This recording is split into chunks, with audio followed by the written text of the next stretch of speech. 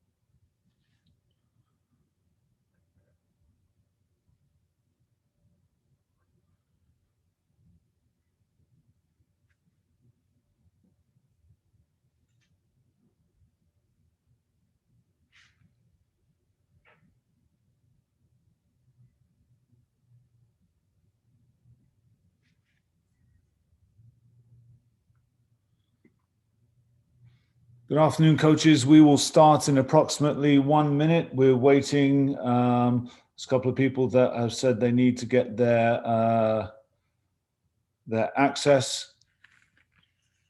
I see we have people from all over the world. Welcome. This is going to be an interesting discussion based upon movement efficiency.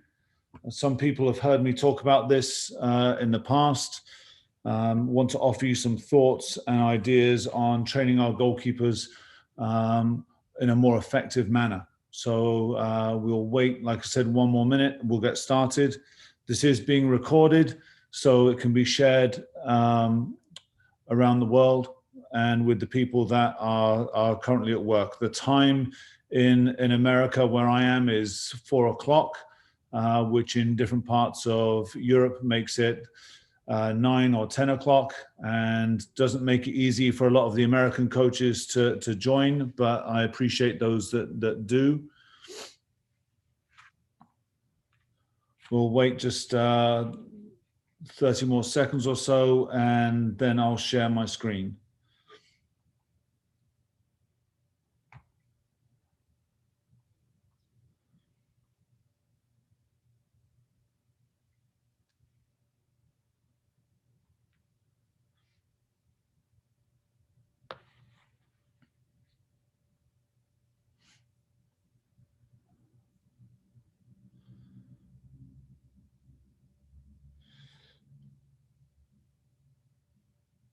So coaches, we will get started. I'm going to share my screen and we'll kick this off.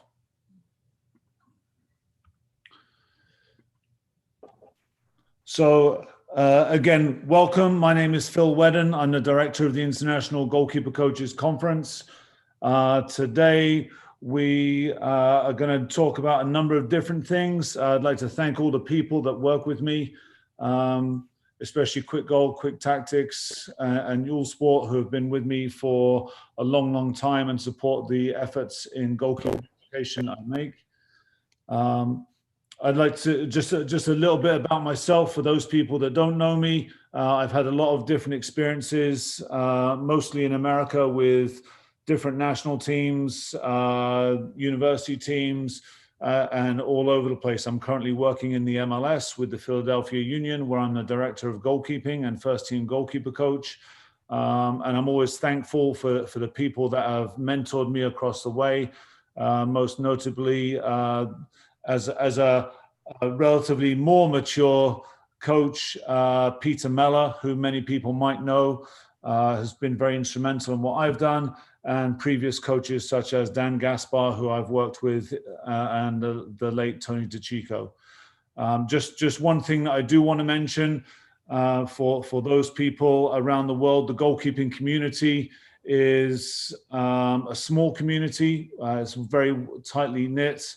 We recently lost a member of our community, Des McAleenan. I'm the tall, ugly guy. Des McAleenan unfortunately passed away recently. Des and I worked together for many years with Dan Gaspar and Star Goalkeeper Academy in the US. I want to thank Dan for the images that he sent to me. But may Des rest in peace. He was an exceptional coach, and most recently was the goalkeeper coach for the national team of Colombia. So a sad loss to the goalkeeping community. So tonight we're going to talk about movement efficiency for goalkeepers and replicating game movements in training. This is something that I've been very, very passionate about. And the people that have joined me on different coaches calls have heard bits and pieces of this. Today, we're really going to delve into some other options for how we train our goalkeepers. As we go through this, I will ask you, please, if you could mute your microphones on your computers. There will be an opportunity to ask plenty of questions as we move forward. So with the goalkeeping efficiency, tonight's purpose is really to provoke thought. Is to make you think, is to challenge some ideas. And maybe you think they're right, maybe you think they're wrong. My purpose isn't to state what is right or wrong, it is simply to offer you a thought and perhaps some different concepts. So when we talk about goalkeeping and we talk about goalkeeping movements, there are many ways that they can be trained in relation to the game. And this is one thing that I believe in, is that we should be training in relation to the game at all times. So the things that we're going to talk about, I'm going to ask you to consider a number of factors. So the first and foremost, when we're training, again, I can't say what's right and wrong, or what I like or I don't like, unless I know your why. So knowing your why, knowing why you do something is critically important. A lot of people dismiss ideas before they understand why the coach is doing what he or she is doing. So knowing your why as a coach is massively important. One of the things that I would like to bring to your attention, just a little detail in your training, are the goalkeepers performing actions in an appropriate place on the pitch. So when we talk about movement, I want you to consider that. I want you to consider the directions of the movements, forwards, backwards, lateral, and so on. Are the players responding to a different stimulus, a ball, a cue, the movement of a player? Are the defenders in front of them blocking him or her, and the goalkeeper needs to shift appropriately? The speed and direction, how is that impacted? How is the goalkeeper's speed and direction impacted by either the flight of the ball, the movement of people in front of them? So keep that in mind as we go through this. And then one of the main things for me is, what is the purpose of the movement and what is the end action or the outcome? Just doing a movement for the sake of doing a movement obviously is a little bit redundant when it comes to training the goalkeeper. So we want to try and make sure that our goalkeepers are doing goalkeeping specific movements. Here's just an image of some of the movements that we see quite often. So in the center of the screen there, you see 4 lines of cones placed on the side of the pitch. In the bottom left, you see 12 cones and a cone goal. In the top right, you see a bunch of cones in the middle of the goal. And you see cones on the field in the other 2 videos that you're going to see. So here's the first video. And again, this is traditional footwork. We see this everywhere around the world. We see it on every pitch in America. Goalkeeper coaches do it over here. They've done it for years. They do it in England. They do it in all parts of the world. So here's the first one. Just to look at the video, it's very, very simple. 3 dots on the field. And then set in between 2 dots to make a save. So the goalkeepers are going to go through 3 times each. Different footwork, high knees, shuffling through.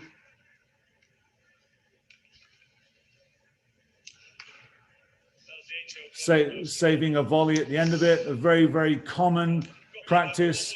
I would hazard a guess and say that each of you have done that movement. Each of you have trained that. Each of you have done it.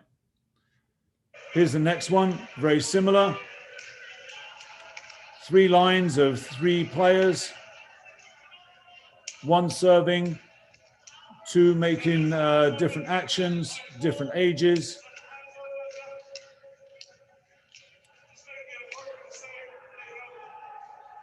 So I have a variety of ages here, all young ladies performing similar actions, moving forward. And I'm going to ask you to think about what you're seeing here.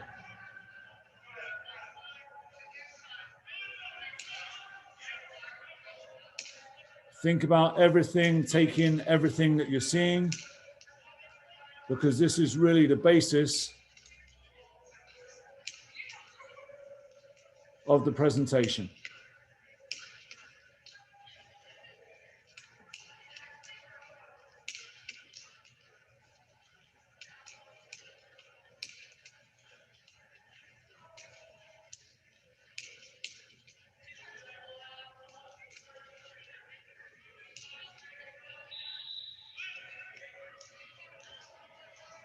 Okay. So those are traditional goalkeeping exercises. And the exercises, and I know and I understand that on Zoom, sometimes the video lags a little bit, so it's a little jerky here and there. So hopefully you get the idea. Different movements coming through cones, making a save. This is something, again, that I've done for years. And why did I do it? Well, because that's something that has always been done. So as we look at this, I'm going to ask you why. And again, like I said, it's just been done like this. That's how it's been done. That's the way that goalkeepers have moved for ages. But does it make it right? Does it make the movements right? Why are we doing it? Where are we doing it? And so on. So some considerations based upon that technical, that footwork, the traditional footwork, the placement of the exercise on the pitch. So I will tell you that these exercises, the 2 that you saw, the videos that you saw, they were staged. They was by me. They were done on purpose for presentation reasons. So the placement of the exercise on the pitch. So this is in the corner of a pitch. Obviously, it's indoors, as you can tell, and the rest of the pitch was being used. And there were 12 goalkeepers, and they had to use a small area for training. So That's the space that they had, or a little bit bigger than that. But the placement of the exercise, you see the closest to us here, where the white shirt is. There are 3 dots behind the line, 2 red dots on the line. As a goalkeeper and as a goalkeeper coach, as a goalkeeper, we're never on the goal line unless it's a penalty kick, and even then we cheat. As a goalkeeper coach, we're always trying to get goalkeepers to move off of the line and be in front of the line. So why in our training do we have goalkeepers stop at a line to make a save? So that's the first question I have for you. The second area in the middle here. So we had 3 groups. The second group here, the goalkeeper, again, the cones, she ends up in a decent spot. So 3 to 4 yards off of the line. But again, why do we start on the line when that wouldn't be a starting position in the game? So just something to provoke thought initially as we start this conversation, as we start this presentation. Second thing, and this is the biggest one for me, is when does a goalkeeper move like this? And, as I said, why do we do this? Well, it's just the way that it's been done. We've done this for years and years, and people do this all the time. The goalkeeper does not move like this in a game. So we're really not working on goalkeeping when we're performing these actions. I'd like you to consider the length of the exercise. So the goalkeeper in these exercises that you saw, they were traveling maybe 2 or 3 yards forward through cones. In the first image that I showed you, where you saw 12 cones, 2 lines of 6 cones, the goalkeeper was traveling side to side, because I watched the video, the goalkeeper was traveling side to side over 6 yards through 12 cones. And again, the length of the exercise, goalkeepers don't typically move that distance in that manner. What is the stimulus? What are the goalkeepers responding to? So when we design our sessions, when we're trying to help our goalkeepers develop their footwork and their biomechanics, what is a stimulus that they're responding to? And then what is the goalkeeping action, and how many actions will they get in the session? And the reason why I bring that up is because in the image that you see on the screen here, they were in groups of 3. So they're rotating quite quickly. And again, I organize that, I set it up so just for presentation reasons. But I often see lines of 5 or 6 goalkeepers behind the line of cones, zigzagging through the cones and then making 1 save. So if it takes, let's say, 10 seconds for the complete action of moving forward, catching, and then giving the ball back to the server, that means the goalkeeper is touching the ball once a minute.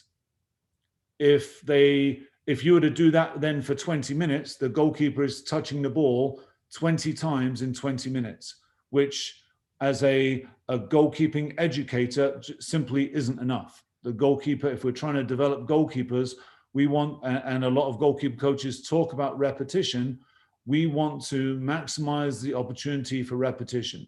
So I want to encourage you to think about how can we manipulate the exercises that you're going to see to perhaps enhance the number of actions that the goalkeepers are going to get. So it's very easy to point things out and ask the question, why? So one of the things that I want to do, though, is provide thought and provide solutions. It's quite easy to point the finger and say, I don't like that. But whenever we point the finger at someone, there are 3 fingers pointing back at ourselves. So we need to look at ourselves first and look for solutions within. So one of the things that I want to get into is some potential solutions, some goalkeeping movements, some potential solutions. In order to do that, we need to know what we're talking about. We need to know the definitions of some of the movements we're talking about. So the first one is coordination. As a goalkeeper, we're looking for the goalkeeper to be coordinated. So this is a definition that I took off of the internet. There are many different definitions, but basically moving in a coordinated manner means that your body moves in sync. It's balanced and it moves almost with grace, shall we say. It's coordinated from left to right. We then have agility. So it's your body's ability to be quick and graceful and nimble and change direction. And this is often as a response to a stimulus, left, right, backwards, forwards, blue, green, red, and the goalkeeper moves accordingly, or the player moves accordingly.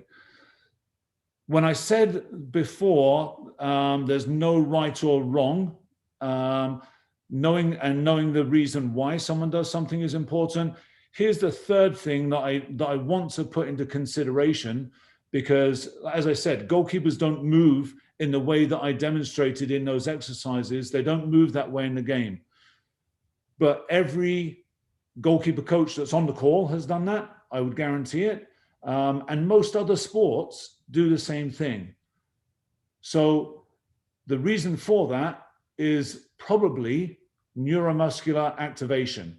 So just generating thought patterns from the brain to the rest of the body and moving in a way that is activating the muscles, it's lengthening and shortening the muscles, so we can warm the body up. It's as a warm-up for play or a warm-up for training. If that's the reason why we're doing it, then I would say that's totally fine, but it shouldn't probably be, or it shouldn't be part of the main session of goalkeeping. That should be something that's done in activation, away from the field or on the side of the field before the goalkeepers start their training, because it has no relation to the goalkeeping movement in a game. So again, looking at the movements. So let's look at movements. Out of possession. And when we're out of possession, I'm talking about defending the goal and defending the area. So defending your goal area. There's a third element that we will talk about, and that is defending the space. So when we're defending as a goalkeeper out of possession, one of the things I want you to consider is game-related footwork, developing muscle memory, balance, and coordination. When looking at the game, when you study the game of football, of soccer, and you watch a game and you watch the goalkeeper's actions and movements when defending the goal or defending the area, up to 70% of the goalkeeper's movements are lateral and backwards.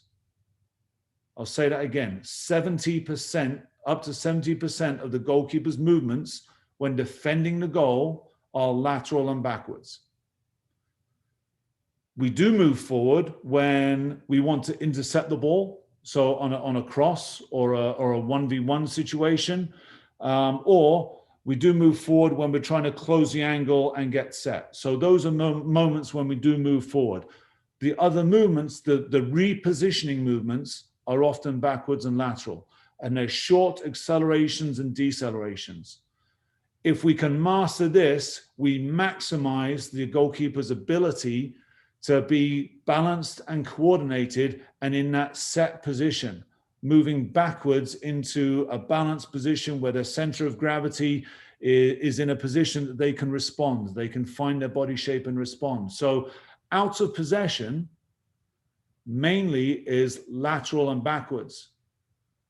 So when we're doing our shot stopping and exercises like that, we often see goalkeepers go forward through cones and then make a save to the left and the right, when actually that doesn't happen very often in a game, if ever. They're often dropping back into position and then making a save. So again, I want to offer possible solutions. So this is an aerial view of an exercise. You can see the three white blobs, if you like, are air mannequins. They're air toms or inflatable mannequins. There are two lines of cones and two goalkeepers working and two servers. So you've got a group of four. Goalkeeper A is going to move across the white cones and then drop in and save from this server. Goalkeeper B is going to slide across and then save from this server. When they come back, they switch the line. So now the goalkeeper who was on the red will go to the right, to the white, and the white will go to the red. Again, very, very simple. It looks something like this.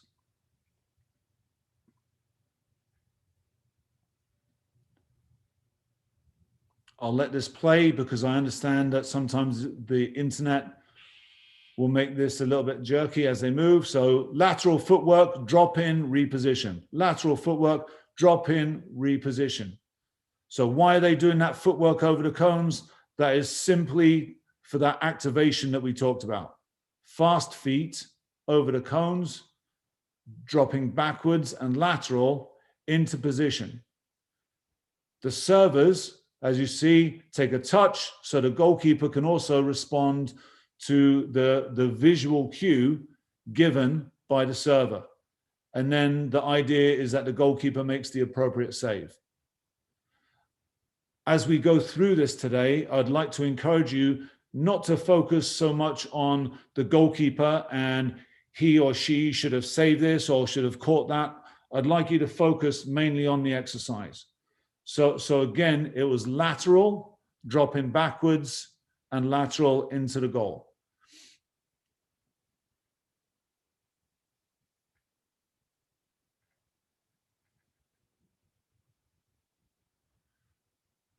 In my mind, it's best done with a moving ball, as I said. Then the goalkeeper can make the appropriate save. Here's another one. Goalkeeper set between two cones. They drop back, intercept a ball, reposition for a second save. Drop, set, save, reposition, save. Again, 4 goalkeepers, very, very simple movements.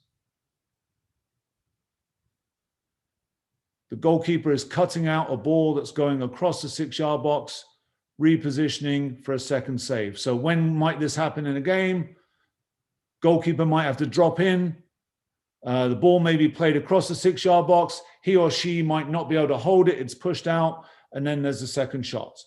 So again, is it relevant to the game? I believe the answer is yes. The distance back, the goalkeepers are dropping on, it was my touch, they're dropping on my touch and on a verbal cue as well at times, and they're dropping one step. The distance they were dropping was very, very small, and then repositioning for the shot. So again, just a simple footwork pattern that can often help us and could help our goalkeepers understand why. Dropping backwards, regaining that center of gravity and setting, and then finding the appropriate motion to the ball. And this is how it looks in the game.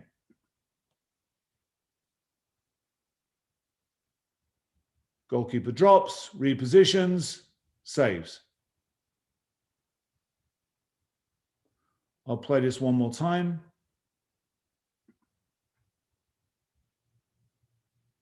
Bad back pass, goalkeeper's high in the box, has to drop, defend the goal, repositions, sets, and saves. So just a thought, does it, are the footwork patterns that we do in our training, do they replicate this? Here's another look. Goalkeeper retreating into the goal, repositions, sets, saves.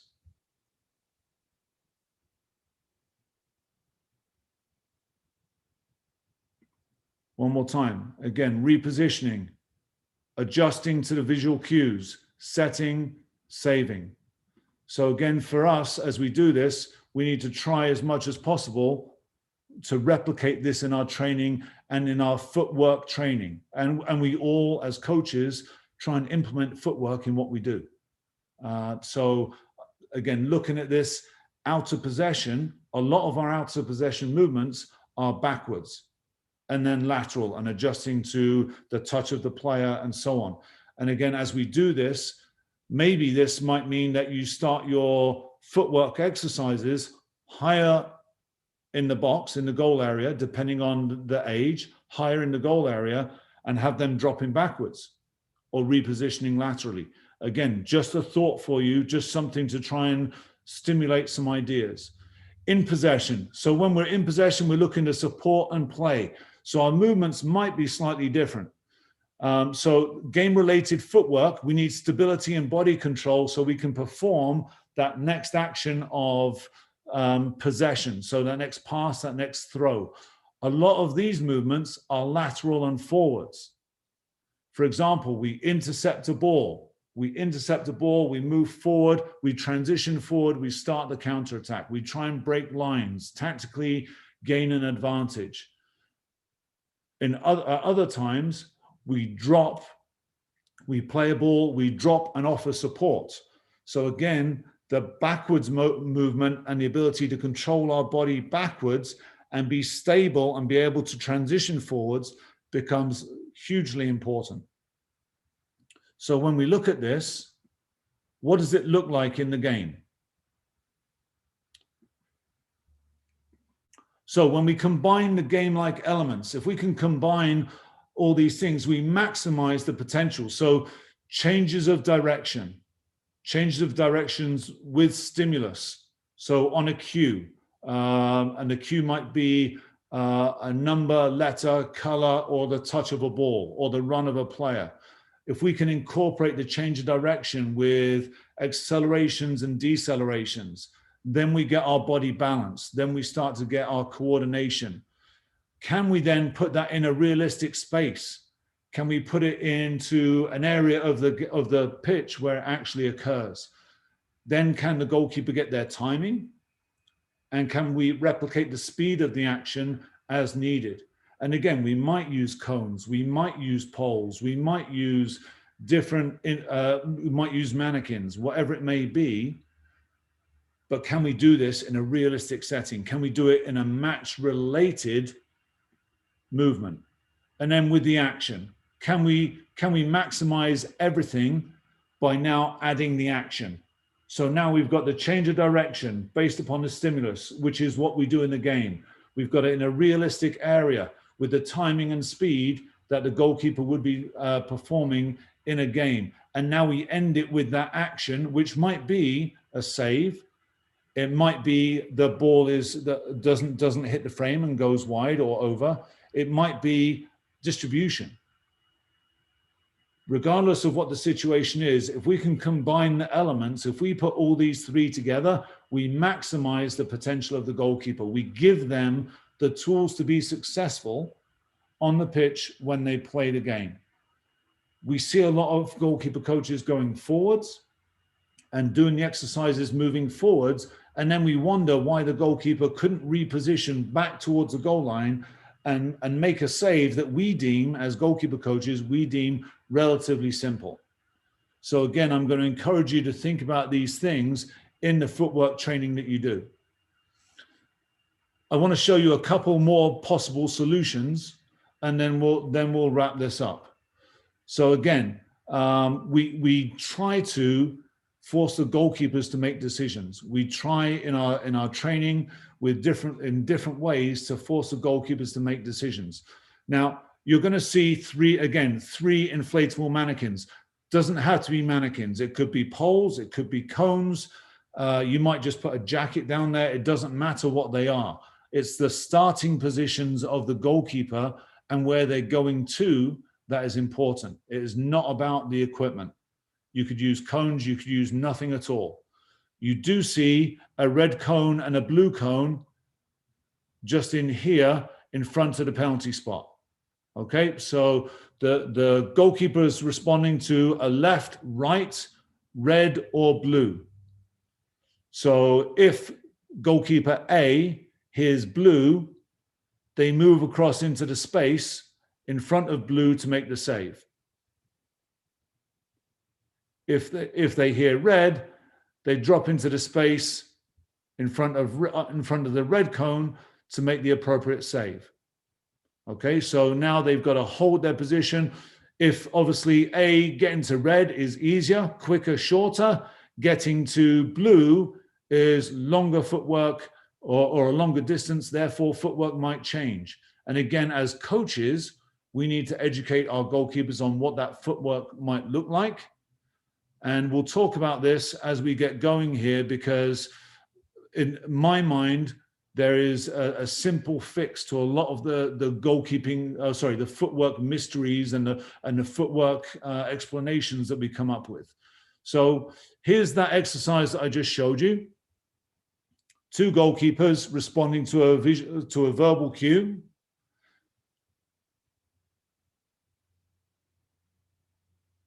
So there you've got your short action, quick repositioning. Here you've got your longer action.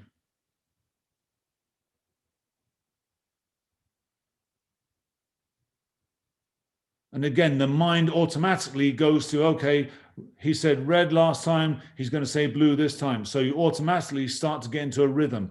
The goal in this training is not to get into a rhythm, but to respond to the cue and footwork appropriately. And again, I'm going to encourage you not to focus on the technique of the goalkeepers making the save, but look at the footwork. We just saw there, goalkeeper wanted to go to his left and ended up having to go to his right.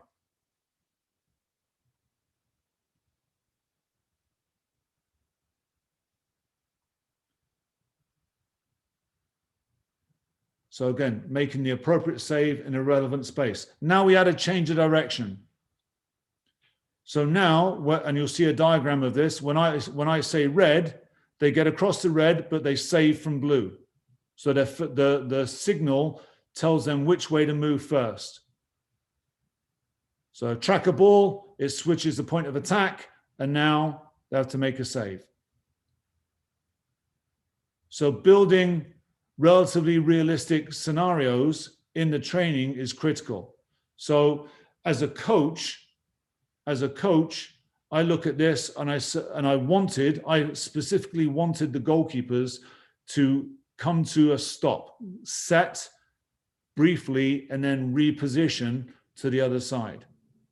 And the reason for that is because I was working on the deceleration and then acceleration again, and then deceleration. So I wanted them to maintain their shape. This is let me scoop to the picture. This is the picture. So again, you see the red line and you see the blue line. So if I said blue, they went to the blue side first and saved from red. If I say red, they went to the red side first and saved from blue. And again, for me, and then we'll talk about this other action in a minute. For me, the last moments this is why a moving ball is also important. The last moments before the shot happens should be a mini shuffle or a really small step to regain your balance and adjust your equilibrium, adjust your center of gravity and find that set position. So really, when you do this with young goalkeepers, oftentimes we want them to shuffle. And the question I would have is why are we asking them to shuffle over a longer distance? If they're just dropping out slightly, I agree with the shuffle completely. If they're traveling a longer distance, some coaches say, well, they should cross over. The footwork is a crossover step. For me, it's not even a crossover step. It's just a sprint. Sprint, and then your repositioning is the last little mini shuffle, if you like, that last little bounce to get your body square to the ball. So it becomes, and you saw that in the footwork with these goalkeepers. And if I could ask you just to focus on this, on their repositioning footwork. So as we watch the first one go here, the little bounce, the half little bounce at the end there. So just bringing the feet closer together, just a slight little bounce. You'll see it more in this goalkeeper here. Slight little repositioning footwork. So just a slight bounce as they go. For me, that slight bounce is critically important to teach our goalkeepers to reestablish their body shape, their equilibrium, their center of gravity. So again, we look at this and we say, okay, well, how do we make this? How can we be creative with this again? And I want to, and again, for me as a goalkeeper coach, I look at the game and say, what situations occur in a game? How can we replicate the movements? And you see most of these movements are backwards and lateral. For the last exercise, as I said, when the goalkeeper went to the one mannequin and then had to get back across to the other side, picture that in a game. Picture it in a game. So like I said, the ball may start here, the goalkeeper adjusts to here, and now it's played across the face of the goal, and the goalkeeper has to reposition. Does it happen in a game? Absolutely. So building on that, just another look at a possibility to incorporate footwork. So this was right, this is the first thing they're doing at the beginning of a session. After they've gone through their prehab, their warm-up. So again, I've got a 2-footed jump, and then the ball is tossed back. Then it's repositioned to one side, get across to the other side. Each time they were asked to go to the opposite side. In this one, I've now asked them to respond to a cue. So as they land, I'm giving them a red or a blue or a left or a right, and now they're processing information and responding and making the appropriate save. Just a different goalkeeper. Same thing, same types of movements, but different body shape. So again, short accelerations and decelerations.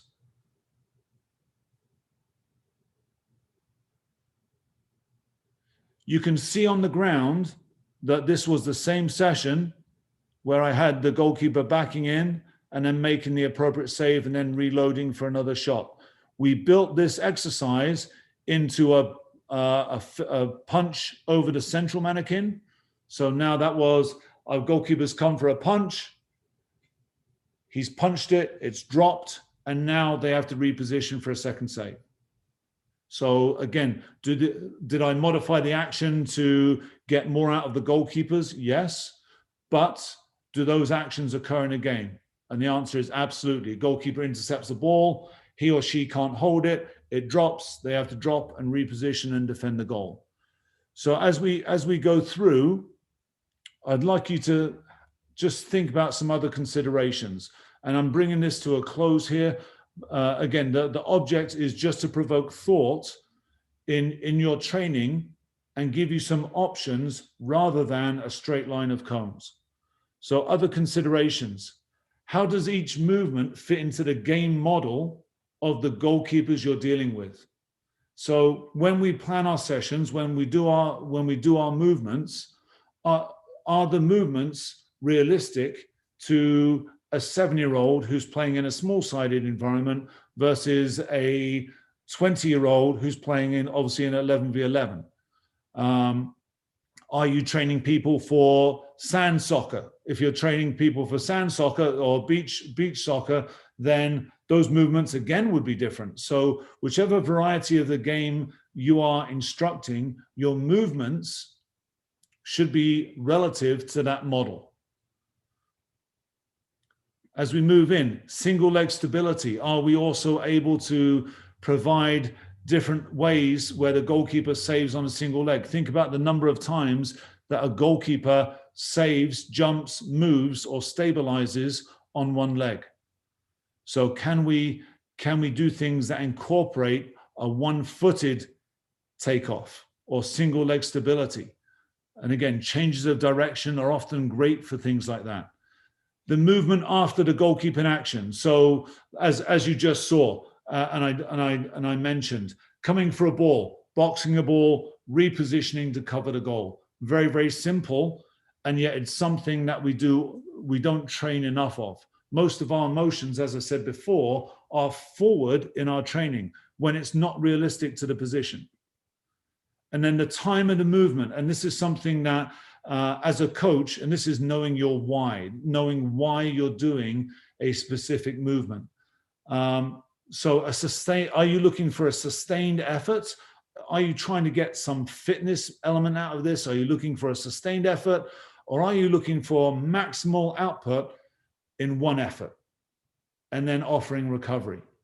So in the exercises that you saw, most of the efforts were one-to-one. And what I mean by that is 1 part effort and then 1 part recovery.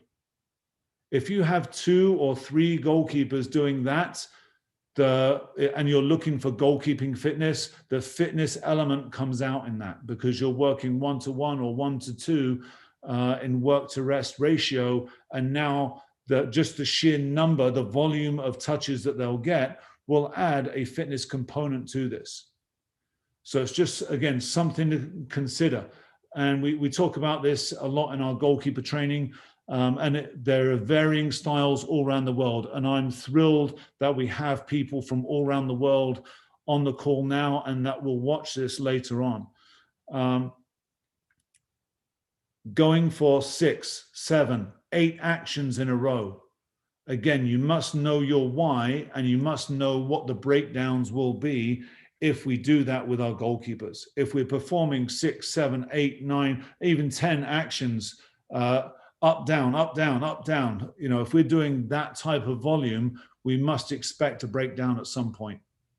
And again, that's where I say we must know our why. As a goalkeeper coach, my philosophy is I would like to get maximal output as much as possible. So an action done with quality at the right speed, at the right timing, and try and execute that. So now when we go into a game, they do it and they've seen it and they can perform that at the right speed. They get their endurance by the work to rest ratio that we manage. And that's our job as coaches. We're not just people that stand there and smash ball after ball after ball. We have to know the effects and the workload that we're putting on our goalkeepers. For example, people say, well, we just did crossing today. We're working on high balls. We did some footwork into the high ball, and it was an easy session. If you ever have the ability to look at a GPS and look at the catapult system, for example, the goalkeeping, the G5 or G7 unit, and the impact that a crossing session has on a goalkeeper, it's massive. It can often be the heaviest load of the week. So knowing what your session plan is going to load on the goalkeeper is hugely important. So again, timing the time and the movement, and you need to know that why. Then, are we going to follow the exercises with functional environments that emphasize them? So we just talked about change of direction, get back across the goal for another one. So again, when I showed you the image where the goalkeepers went to one mannequin, repositioned past the other mannequin and made a save, we could simply have the ball at the top of the box, played across to one player, and then, essentially at the top of the box, played into one player just inside the box, and then played diagonally across the box to another player to take a shot.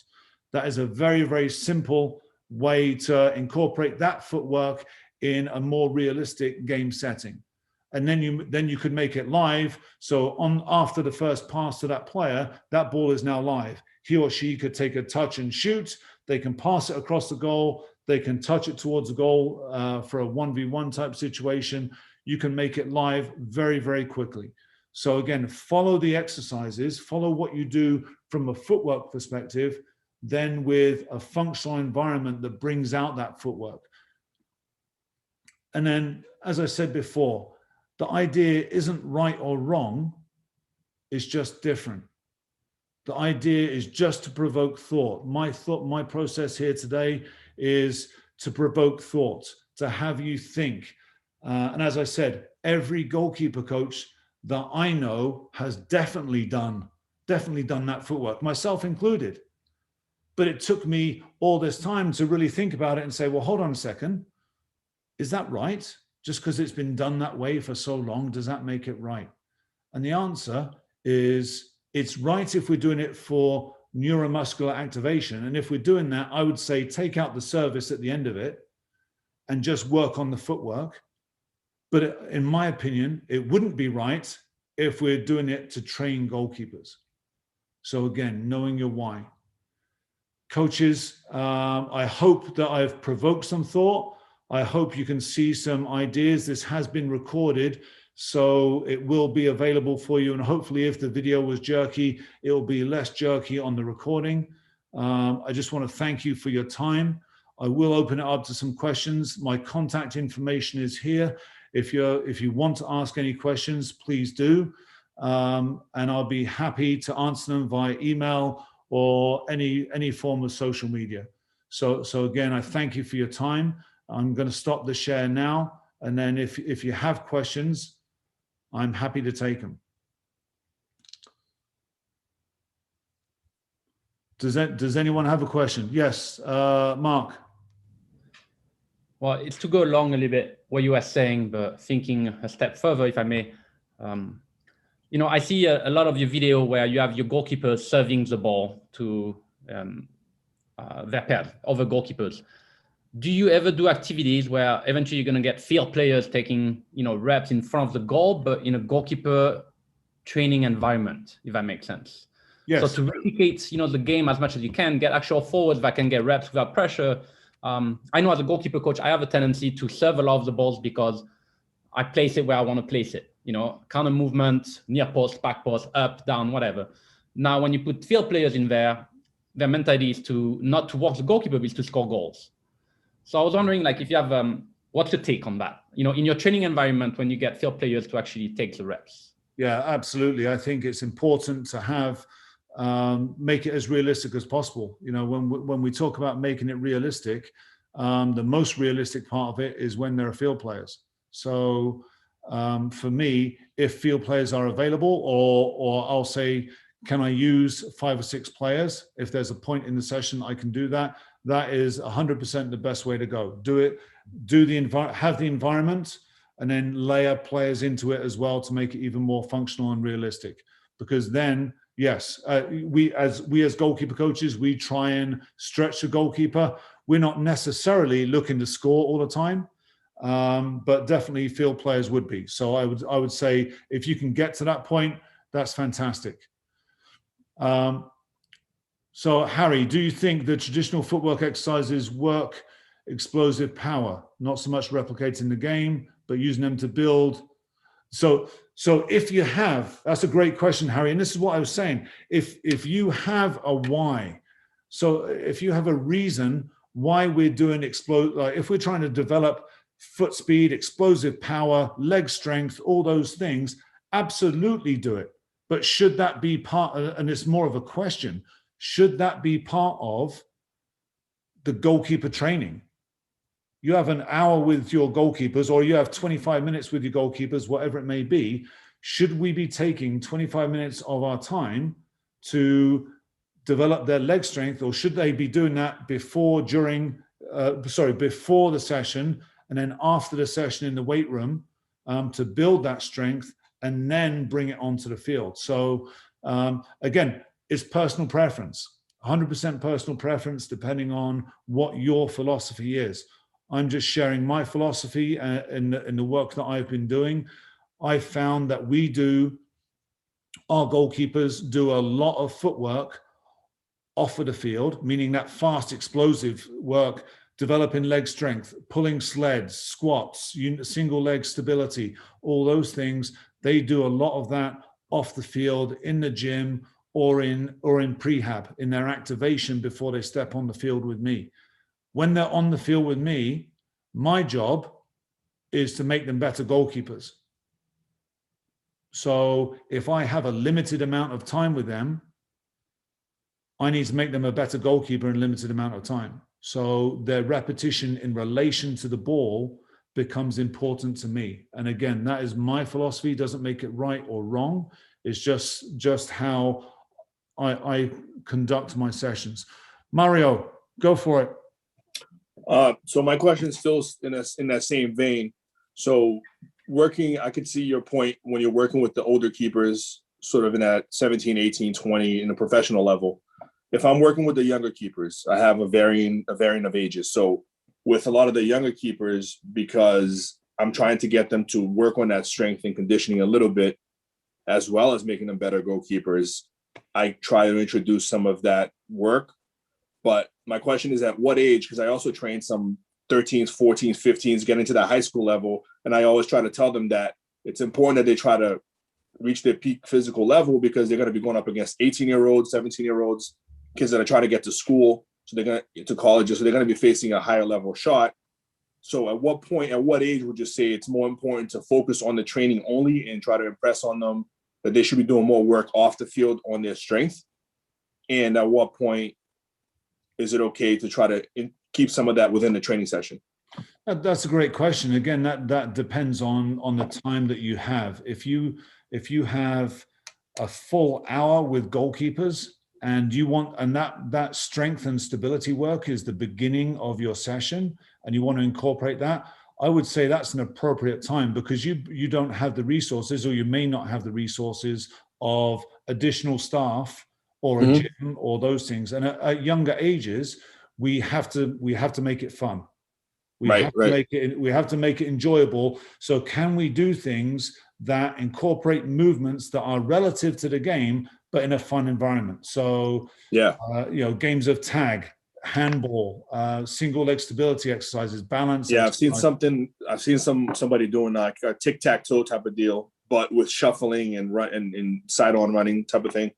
That's something I've done as well. Yeah, as long as the distances are appropriate. So if you could do that with the younger ones and keep it fun, but now as long as it relates to the game, as long as you can say, now when you do those exercises, remember when you play tic-tac-toe, here's that movement. Right. And now a light bulb goes off, and now it's relevant. So when you get older, I would say honestly, when do you talk about the stuff that's off the field? Again, that's a touchy subject. I don't think that there's a definite age, but when you have resources, or the players have the ability to strengthen themselves appropriately at the right age, that's when they should be more focused on the off the field stuff, so that you can focus on the game itself. Gotcha. So, thank you. No problem at all. Coach, is there anyone else at this time? No? Okay, well, coaches, and to those people that watch this as we move forward, Stephen just asked, what would the footwork look like in your pre-match warm-up? I don't do footwork per se in a pre-match warm-up, because the pre-match warm-up typically incorporates footwork because the goalkeeper is moving in the goal. So that would be a difficult one for me to answer. If you wanted to layer in footwork into a warm-up or something like that, I would encourage you to do that way before you step into the goal. I wouldn't encourage that on a game day before the goal. On a game day, the goalkeeper should be moving within the posts, within the appropriate area on the field, if possible. And that's just my opinion. So I hope you can understand that, Stephen. Martin, do you adapt sessions or methods from other sports concerning footwork? I think we always need to look at other sports. I think we look at, you look at volleyball and the way that volleyball players jump and the way they prepare to jump. Oftentimes they're jumping off of 2 feet. Can we take that and manipulate that? If you look at racket sports, if you look at tennis, if you look at badminton and sports like that, where the footwork is lateral and fast, and occasionally there's quick bursts forward and often bursts backwards to find our equilibrium, especially in tennis. And then we have movements such as basketball. So absolutely, I think as coaches, we get caught watching one sport, or we get caught doing something one way because that's the way it's always been done. We need to be adaptive ourselves. We absolutely, and that's an absolutely fantastic question, Martin. We absolutely should be looking at other sports and saying, could this impact the efficiency of our goalkeepers' movements? And if it can, wonderful. If it can't, give it a try. Give it a try, and if it doesn't work out, hey, at least you know. But I would say yes, 100%. And we should be, especially for the younger goalkeepers, we should also be incorporating other sports in our warm-ups, in fun warm-ups, whether that is tag or basketball or some sort of volleyball or something like that. We should be doing that with young kids to promote hand-eye coordination and the fun element of the game as well. And occasionally, actually, the older guys like it as well, to be honest. So, again, as I said, the idea tonight was just to provoke some thoughts. I really appreciate your time and in your different time zones, wherever you may be. Fedja, it's nice to see you in the relative sunlight and not at 2 a.m. So I appreciate you joining us. Thank you to everyone that has been on. Thank you to everyone that will watch this. If I can help you in any way, please reach out, and please stay safe. Thank you. Take care. Thank you. Good night. Thank you. Thanks, Coach. Good night. Thank you, Coach. Thank you. Thank you, Coach. Good night. Appreciate it.